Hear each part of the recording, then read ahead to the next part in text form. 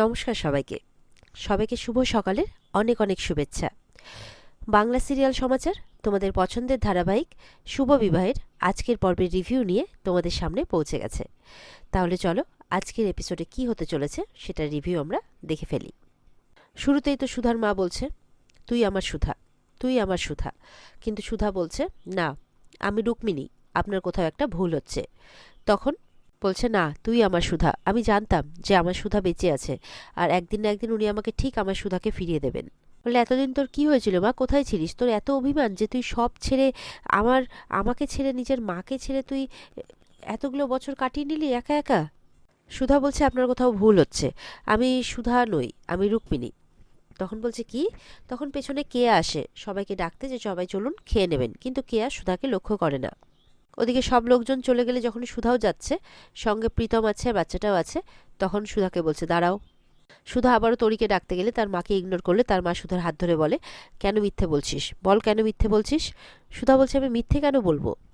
বলে, আমি সত্যি বলছি, আমি আপনার সুধা নই, আমি রুক্মিণী, আমি মুম্বাইতে থাকি, এই শহরে আমি আজই এসেছি, এই শহরের আমি কাউকে চিনি না। সুধার মা চিৎকার করে বলছে, সব মিথ্যে, সব মিথ্যে।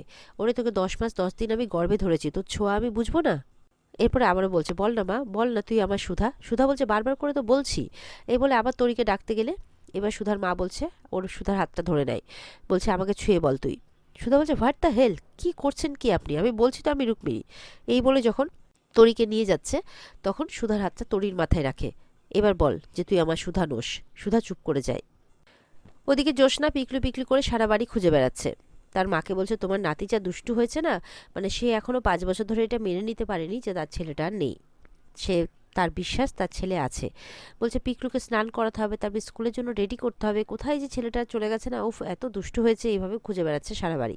ঠাম্মি বসে বসে কাজ করছে আর চুপচাপ দেখে যাচ্ছে। আর জ্যোৎস্নার মা, তরিতা সবাই মিলে বোঝানোর চেষ্টা করছে। তরিতা বলছে, ঠিক আছে, আমি তোমার পিকলুকে খুঁজে দেবো, নাও তুমি আগে খেয়ে নাও তো, দেখো তোমার পছন্দের খাবার বানিয়েছি। বলছে, তরিতা তোমার কি বুদ্ধি শুদ্ধি সব লোপ পেয়েছে? কোনো মা তার ছেলেকে না খাইয়ে নিজে খেতে পারে? উফ, তুমিও পারো। এরপরে তেজের মা আর সহ্য করতে না পেরে এবার জ্যোৎস্নাকে একটা বকা দেয়, কি হয়েছে কি তোর? 5 বছর হয়ে গেল, তুই এই সত্যিটাকে মেনে নিতে পারছিস না যে তোর ছেলে তোকে জন্মের সময় ছেড়ে চলে গেছে? বলে, না, এই এক কথা রোজ আমি শুনতে পারবো না যে পিকলু নেই, পিকলু নেই। বুঝতে পেরেছো, আমার পিকলু আছে। এই বলে ওপরে চলে যায় দৌড়ে। তখন আশুতোষ আসে, আশুতোষবাবু সবাইকে আশ্বাস দেয়, আচ্ছা আপনারা থামুন, আমি সামলাচ্ছি। এই বলে জ্যোৎস্নার পেছন পেছন চলে যায়। আর এদিকে মানে জ্যোৎস্নার মা মাথায় হাত দিয়ে কাঁদতে থাকে। ঠাম্মি বলছে, এইভাবে তুমি মেয়েটাকে না বললেই পারতে। বলে, তো আর কি করবো মা, আর কি করব বলুন? আজকে 5 বছর হয়ে গেল, জ্যোৎস্নার আচরণে কোনো বদল নেই। তো তেজের মা বলছে যে, কার কুনজর লাগলো আমাদের সংসারে, এভাবে বলছে আর কি। মেজমা তো কেঁদেই যাচ্ছে। বলছে যে তেজ ও সুধাকে হারানোর শোক সামলাতে পারছে না, আর এদিকে জ্যোৎস্নাটাও তার ছেলেটাকে হারানোর শোক সামলাতে পারছে না। কি যে হলো আমাদের পরিবারটার, দুই ভাই বোনে নিজেদের অতীতটাকে ভুলতেই পারছে না। আর এই বলে যাচ্ছে আর ভেবে যাচ্ছে আর কেঁদে যাচ্ছে তেজের মা মেজমা দুজনেই। ঠাম্মিরও মনটা খারাপ। ওদিকে প্রীতম সুধার মাকে বলছে যে, আপনি ওকে এইভাবে প্রেসারাইজ করছেন কেন? রুক্মিণী তো সত্যি কথাই বলছে। সুধার মা হাসছে, কারণ সুধা মেয়ের মাথা থেকে হাতটা নামিয়ে দেয়। বলছে, মায়ের চোখের দিকে তাকিয়ে মিথ্যে কথা বলা যায়, কিন্তু মেয়ের মাথার দিব্যি খেয়ে মিথ্যে কথা বলা যায় না, তাই তো? সুধা তখন প্রীতমকে বলছে, প্রীতম আমি আপনাকে চিনি না, আমি আপনাকে কখনো দেখিনি। তরিকে বলছে, তরি চলো, তুমি সকাল থেকে কিন্তু কিচ্ছু খাওনি। এই বলে তরিকে নিয়ে যাচ্ছে। তরি বলছে, তুমি দিদানকে ওরকমভাবে কেন বললে? দিদান তো কাঁদছে, আমি কি তাহলে আর দিদানকে কখনো দেখতে পাবো না? ওদিকে দেখা যাচ্ছে সুধার মা কিন্তু কাঁদছে। তো এই বলে সুধার মা তো কাঁদছে। এবার সুধার মেয়ে, মানে সুধার মা কাঁদতে কাঁদতে সামনে কিন্তু মোমবাতি জ্বলছে, আর সেই আগুনটা তার শাড়িতে লেগে যায়। তার মেয়ে লক্ষ্য করে, সুধার মেয়ে বলছে, দিদান বলে চিৎকার করে ওঠে। তখন সুধা মা মা করে দৌড়ে যায় আর শাড়ির আঁচলের আগুনটা নেভাতে থাকে। বল, মা তোমার কিচ্ছু হবে না, কিচ্ছু হবে না। শাড়ির আঁচলটা নেভানোর পর সুধা তো কাঁদছে মা মা করে, আর ওদিকে তার মা বলছে, দেখলি তো, আমি বলেছিলাম না যে তুই আমার সুধা, তুই তোর মাকে ছেড়ে কোথাও যেতে পারিস না, মায়ের ক্ষতি তুই কিছুতেই মেনে নিতে পারিস না। এই বলে সুধা সুধা করে কাঁদতে কাঁদতে সুধাকে জড়িয়ে ধরে। সুধাও তার মাকে জড়িয়ে ধরে কাঁদতে থাকে। সুধার মা বলছে, তুই কেন কষ্ট দিচ্ছিস আমাকে এত? তাহলে তুই জানিস তোর জন্য আমি পুরো পৃথিবীটার সাথে লড়তে পারি, তাহলে কেন আমাকে এরকমভাবে একলা ফেলে চলে গেলি বল? কেন একবারও ভাবলি না তুই আমার কথা? বল কেন? সুধা বলছে, আমার ফেরার আর কোনো উপায় ছিল না মা, ফেরার সব রাস্তা বন্ধ ছিল। সুধার মা বলছে বন্ধ কেন হবে, আমি আছি তো, তুই তো জানিস যে আর একটা মানুষ যদি তোর পাশে না থাকে তাহলে আমি সবসময় তোর পাশে থাকবো, তোকে কখনো ভুল বুঝবো না। সেই জন্যই তো যখন আমার চারপাশের প্রত্যেকটা মানুষ বলেছে আমার সুধা আর নেই, আমার বিশ্বাস ছিল যে তুই আছিস, আর তুইও তো আমার আশেপাশে থেকে আমাকে সেই ভরসাটা দিয়েছিস। প্রত্যেক বছর হঠাৎ করে আমার অ্যাকাউন্টে টাকা চলে আসে, জন্মদিনে উপহার আসে, তুই ছাড়া তো আর সেটা কেউ হতে পারে না। সুধা তার মাকে দেখতে থাকে আর কাঁদতে থাকে, বলে সবার খেয়াল তো রাখছিলিস, তাহলে বাড়ি ফিরে আসিসনি কেন মা? সুধা বলছে আমি চাইনি মা, আবার তোমাদের উপর এসে বোঝা হতে আমি চাইনি। বলছে আমার জন্য আমার বোনেদের জীবনে কোনো আঁচ পড়ুক এটা আমি চাইনি, পাড়ার লোকে দুটো কথা বলুক আমি সত্যিই চাইনি। সুধার মা বলছে তুই কবে থেকে সমাজের কথা ভাবতে শুরু করলি? আমি তো জানতাম আমার মেয়ে সাহসী, মাথা উঁচু করে বাঁচে, লোকেদের আজে বাজে মন্তব্যে আমার মেয়ে মাথা ঝোঁকায় না, এটা আমি জানি। সুধা বলছে আমি সত্যি আর কারোর সামনে মাথা ঝোঁকাতে চাইনি মা, তাই এই শহর ছেড়ে চলে গেছি, নিজের মেয়েকে নিয়ে মাথা উঁচু করে বাঁচবো বলে চলে গিয়েছিলাম। বলছে এক ভয়াবহ অ্যাক্সিডেন্টের পর প্রীতমবাবুই আমাকে বাঁচান, আমি বহুদিন হসপিটালে ছিলাম, আমি তো ভেবেছিলাম যে আমি বোধহয় আমার সন্তানকে হারিয়েছি, কিন্তু না, ভগবান সব সুখ আমার কাছ থেকে কেড়ে নেননি। তারপর কয়েক মাস পর তৈরি হয়, তারপর প্রীতমবাবু আমাদের সাহায্য করেন, উনি আমাদের পরিচয় দেন। এখন আমি নিজের একটা কোম্পানি খুলেছি মা, ইভেন্ট ম্যানেজমেন্ট কোম্পানি। দেশের যত বড় বড় ইভেন্ট কোম্পানি আছে তার মধ্যে আমার ইভেন্ট কোম্পানিরও নাম আসে মা। সবটা সম্ভব হয়েছে তোমার আশীর্বাদে আর প্রীতমবাবুর সাহায্যে। এত কিছুর পরে তাই আমি আমার ভয়ঙ্কর অতীতে আর ফিরে যেতে চাই না, যেখানে ভালোবাসার নামে শুধুই অপমান আর অবিশ্বাস পেয়েছি। আর ওদিকে তেজ কিন্তু গাড়ি নিয়ে চলে আসছে, আর মনে মনে বলছে কেন আমার মনে হচ্ছে আমি তেজের সুধার গলায় শুনলাম তখন। No no no, that's not possible, এভাবে ভাবছে আর চলে আসছে। সুধার মা বলছে বেশ, তোকে আর অতীতে ফিরতে হবে না, কিন্তু আমিও তো তোকে ছাড়া থাকতে পারবো না, তাই তুই আর তোরই শোনা আজ থেকে আচার্য বাড়িতেই থাকবি। আর প্রীতমকে বলে আপনিও। আমি আমার সাধ্যমতো চেষ্টা করব আপনাদেরকে ভালো রাখার।